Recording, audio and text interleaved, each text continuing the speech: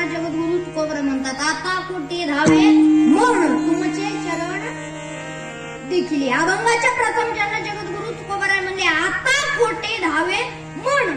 तुकोबरायांनी मनाला प्राधान्य दिलंय. का दिलंय त्याचं कारण असे, आपल्याकडे जर बघितलं आपल्याकडे डोकं आहे का? डोकं सुद्धा आहे, हात सुद्धा आहेत, पाय सुद्धा आहेत, पण तरी सुद्धा तुकोबराय म्हणले आता कोटी धावे म्हण. तुकोबराय असं सुद्धा म्हणू शकत होते आता कोटी धावे डोके, आता कोटी धावे पाये म्हणू शकत होते, पण तुकोबराय असं म्हणले आता कोटी धावे म्हण. तुकोबरायांनी मनालाच प्राधान्य दिलंय, मनाला प्राधान्य दिलंय. पण का दिलंय तर त्याचं कारण असं, हे जे मन नाही तुकोबराय म्हणले हे जे मन हे मन चंचलन चपल. काय म्हणले तुकोबराय? मन चंचल चपल जाता येता न लगे वेळ. तुकोबराय म्हणले हे मन चंचलन चपल आहे, ह्या मनाला इकडं जायला तिकडं जायला फक्त वेळ लागत नाही. त्याच्यामुळे तुकोबराय म्हणले आता कोटी धावे म्हण. धावे म्हणले, पुन्हा पुढे धावे म्हणलेत ना, आता कोटी धावे म्हण तुमचे चरण देखील या. भगवान परमात्म्याचं जर एकदा चरण देखील तर आमचं मन कसं धावायलंय असं कुठं बी नाही. हा आजकालच्या लोकांची लय मन धावत महाराज, अवघड झालंय. चला तुमच्या समोर 3 पैलू मांडतो. पहिला पैलू असा त्याचा अनुभव घ्यायचाही नाही आणि लोकांना द्यायचाही नाही. लक्ष देऊ नाही का? दुसरा पैलू असा आहे त्याचा अनुभव आपणच घ्यायचा पण लोकांना द्यायचा नाही. आणि तिसरा पैलू असा आहे त्याचा अनुभव आपणही घ्यायचा आणि लोकांनाही द्यायचा. मनाविषयी सांगतो. चला पहिला पैलू कोणता? त्याचा अनुभव आपणही घ्यायचा नाही आणि लोकांनाही द्यायचा नाही. विष पिणं. काय? विष पिणं हा अनुभव घ्यायचा का? द्यायचा का? तो अनुभव जर घेतला सगळ्याला माहिती तिकीट कुठलं फाडावं पुरी आहे का ना. त्याच्यामुळे तो अनुभव घ्यायचा का? तो अनुभव घ्यायचाही नाही, लोकांना द्यायचाही नाही. बरं लोक औषध पितात, विष पितात, फाशी घेतात, दारू पितात, आत्महत्या करतात. का करतात बरं? त्याचं कारण काय? त्याचं कारण असं आहे हे जे शरीर आपल्याला देवाने दिलंय ना त्या शरीराची किंमत कळाली नाही बरं का, म्हणून आत्महत्या लोक करतात बरं का. हो म्हणून दारू पितात लोक, कारण ज्याला शरीराची किंमत कळाली ना महाराज, शरीराची ज्याला कुणाला किंमत कळाली ना ते वरून फोन करायला वरून स्वर्गीचे अमर इच्छिता ती देवा. महाराज म्हणले मृत्यू लोकी जन्म व्हावा, मृत्यू लोकात जन्म व्हावा म्हणले, कारण हा सुख सोहळा स्वर्गी नाही. हा आनंद स्वर्गात सुद्धा बघायला भेटत नाही. भाग्य महाराज आपला हा आनंद इथं बघायला भेटतोय आपल्याला पुण्यात हडपसर मध्ये. भाग्य आपलं. आणि दुसरी गोष्ट म्हणजे आपण भारत देशामध्ये जन्माला आलोत आणि भारत देशासारखा देश दुसरा कोणता नाही. त्याच्यामुळं भारत देशात जन्माला आलोत ना त्याच्यामुळं भाग्य. आणि जन्माला भारत देशामध्ये येऊन हा इतका सुंदर सोहळा बघायला भेटतोय. भाग्य बरं का महाराज. हा नाही भारत देशातले लोक हुशारच महाराज, माहिती सगळ्यांना लय हुशार महाराज. यांच्या अजिबात यांच्या नादाला लागायचं नाही. अमेरिकेला चोर शोधायची मशीन निघली होती. कशाची? चोर शोधायची. अमेरिकेला 2 तासामध्ये त्या अमेरिकेमध्ये 2 तासामध्ये 2000 चोर सापडले त्या मशीनने. 2 तासात 2000. तीच मशीन इंग्लंड. एका तासामध्ये 3500. ती मशीन पुन्हा चीनला गेली. 3 तासामध्ये 2000 आणि तीच मशीन पुन्हा भारतामध्ये आली. अर्ध्या तासात मशीनच गायब झाली.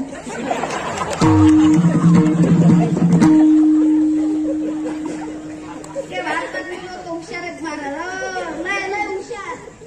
चुकून यांच्या नादाला लागायचं नाही अजिबात नाही.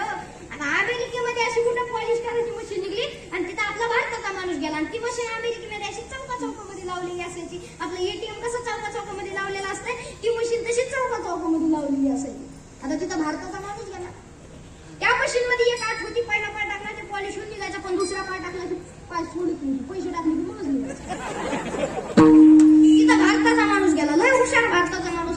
भारताचा माणूस तिथं गेला, पहिल्या मशीन मध्ये त्यानं पाय टाकला, पहिल्या मशीन मध्ये पाय टाकून ते पॉलिश होऊन निघाला, पण दुसरा पाय त्या मशीन मध्ये नाही टाकला, दुसरा पाय टाकायला ती दुसऱ्या चौकात गेला.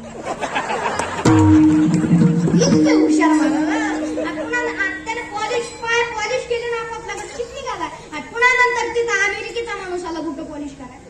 अमेरिकेचा माणूस तिथं कुठं पॉलिश करायला आला. आता ह्या पठ्ठ्याने अगोदरच पहिला पाय टाकला होता ना. आता अमेरिकेच्या माणसानं पहिला पाय टाकला की ह्याचा लगेच पहिला पकडला, कारण त्यानं अगोदर पहिला टाकला, आता ह्याचा दुसरा नंबर. पहिला पाय टाकला, पाय पकडला की लगेच ह्यो अमेरिकेचा कसं पकडतो. नो इथं कुठेतरी इंडियाचा येऊन गेला. हुशार आहेत महाराज भारतात.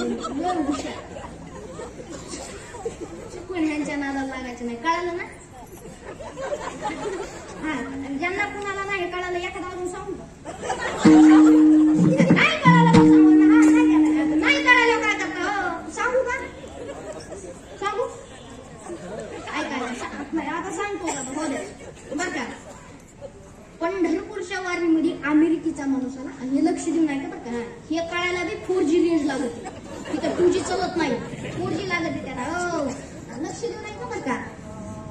अमेरिकेचा माणूस पंढरपूरच्या वारीमध्ये आला आणि त्या वारीमध्ये मी होतो.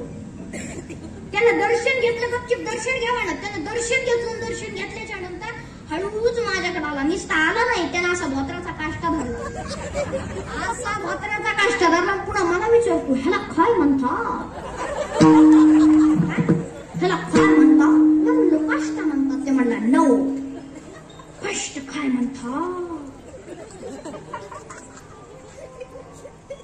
त्या अमेरिकेचं होतं ना,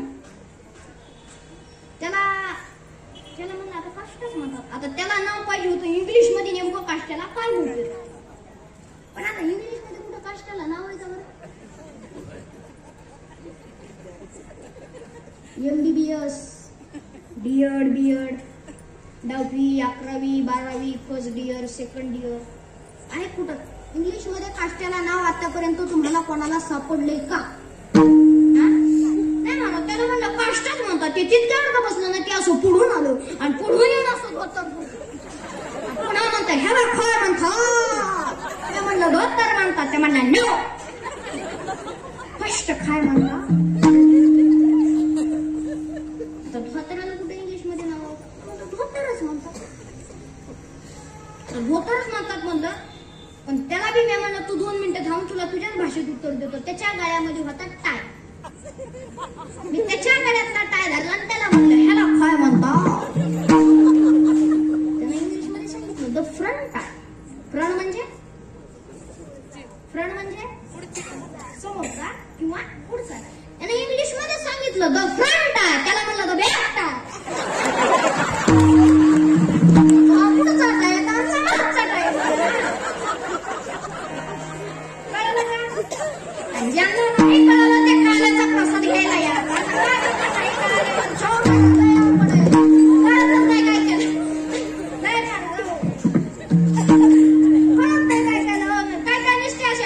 विनोद सांगितलं हसत नाहीत, बोलत नाहीत, काय नाही काय नुसते असेच बघत होतो.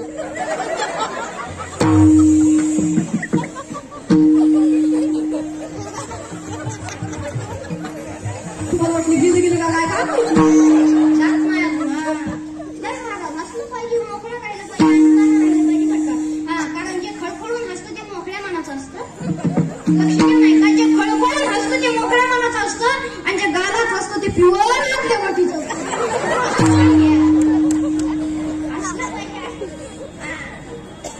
मोकळं हसलं पाहिजे, आनंदानं राहिलं पाहिजे. कारण इथल्यासारखा दुसरीकडे कुठंच आनंद नाही बरं का. इथला आनंद घेतला पाहिजे. नाही महाराज हसत नाही, बोलत नाही, लय अवघड आहे. असं ज्या गावाला कीर्तनाला गेलं आणि कीर्तनाला गेल्याच्या नंतर असे माझ्या समोर असे कडक टोपी धोतर घालून असे म्हातारे बाबा 80-70-80च्या वयातले होते आणि असे समोर बसले बरं का. कीर्तन ऐकायला बसले. आता मी जेव्हापासून कीर्तन सुरू केलं ते तेव्हापासून मला असे करायचे. खरं मला वाटलं अभ्यास बाबाचा अभ्यास दिसतोय म्हणलं. कीर्तन झाल्याच्या नंतर कमिटी मंडळाला विचारलं, म्हणलं ते बाबा जे समोर बसले होते त्यांचा लयच अभ्यास दिसतोय. ते काय म्हणले बाबाचा अभ्यास नाही, ते बाहेर ऐकूच येत नव्हतं. ते निसते असे करायचे. आता काय सांगावं, इतके विचित्र. मी सगळं कीर्तन त्याच्याकडे बघून लय अवघड आहे महाराज. चला आपला विषय हा चाललाय, आपला मुद्दा हा चाललाय. पहिला असा त्याचा अनुभव घ्यायचा का नाही महाराज, लोकांनाही द्यायचा नाही. कारण विष पिणं हा अनुभव कसा आहे, अवघड आहे महाराज. पण विष पिऊ नका, दारू पिऊ नका, आत्महत्या करू नका. कारण देवानं हे शरीर दिले गड्या, भारत देशामध्ये जन्म दिला आणि हे शरीर त्याच्यामुळे संपवायचा प्रयत्न करू नका. एक ना एक दिवस आपल्याला जायचंच आहे. एक ना एक दिवस काय करायचं, आपल्याला जायचंच आहे. पण हे शरीर जे देवाने दिलंय ना, तर या शरीराचा घात करू नका, एवढीच माझी विनंती बरं का. हो नाही तर देव जे सांभाळतो इतकं दुसरं कोणी सांभाळत नाही. संत जे महात्मे सांभाळतात याच्या मागं कुठल्या प्रकारचा स्वार्थ नाही. देव जे सांभाळतो याच्या मागंही कुठल्या प्रकारचा स्वार्थ नाही. पण जीवनातले तुम्ही आम्ही जे लोक सांभाळतो ना, याच्या मागं काही ना काहीतरी दिल्या घेतल्याचा व्यवहार आहे बरं का. जन हे सुखाचे दिल्या घेतल्याचे अंत हे काळीचे नाही कोणी. हो अंत काळीच कुणीच नाही बरं का. ज्या बायकोवर रात्र प्रेम करायचे ती बायको राहते दारा. ज्या मित्रावर प्रेम करायचं तो मित्र राहतो मशानापर्यंत जावं लागतं ती एकट्याला शिकायला. हा धर्म म्हणणं बरं का. हो दुसरीकडे कुठे कुणी शिकणार नाही आणि कुणी सांगूही कुठल्या प्रकारचा स्वार्थ नाही. देवानं हे सुंदर शरीर दिलंय ना, तर हे शरीर काय करू नका, संपू नका. देव सांभाळतो म्हणून आपल्याला कधीही कुठेही दिवस सांभाळतो, दुसरं कोणी सांभाळत नाही. ऐका, तुम्हाला एक उदाहरण सांगतो बरं का. 80 वर्षाचे बाबा एका दवाखान्यामध्ये ऍडमिट केले बरं का. वाक्य लक्षात येतं. 80 वर्षाचे बाबा एका दवाखान्यामध्ये ऍडमिट केले. 8 दिवस डॉक्टरनी सांभाळलं. 15 लाख रुपये बिल लावलं. 15 लाख ऐकलं बाबाच्या डोळ्यामध्ये पाणी आलं. डॉक्टर म्हणले, काय हो बाबा, पैसे नाहीत म्हणून रडता का हो? पैसे नाहीत म्हणून रडता का? तेव्हा बाबा म्हणले, अरे तुझ्यापेक्षा 10 पट्टीनं भारी दवाखाना बांधायला माझे पोरं बसले, म्हणला पैसे नाही म्हणून रडत नाही. डॉक्टर म्हणले, बाबा पैसे नाही म्हणून रडत नाहीत, पैसे तर भरपूर आहेत, पैसे नाही म्हणून तर रडत नाहीत, मग कशामुळे रडता? बाबांना इतकं गोड उत्तर दिलं. बाबा काय म्हणले माहिती का? अरे 8 दिवस तुम्हाला सांभाळलं असतं, 15 लाख रुपये बिल लावलंस.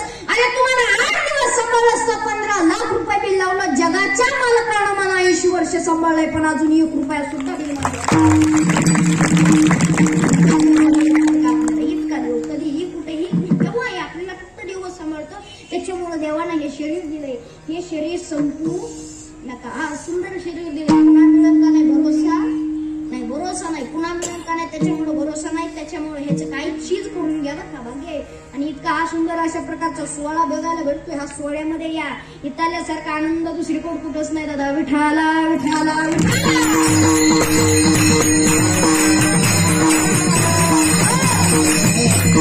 आणि दुसरी गोष्ट म्हणजे दारू एक पिऊ नका. दारू बी शरीरासाठी कशीच आहे, दारू एक शरीरासाठी हानिकारकच आहे. तुम्ही वारकरी संप्रदायामध्ये दारू जर सकाळी पिली तर रात्री काय होते, उतरते. दारू सकाळी पिली तर रात्री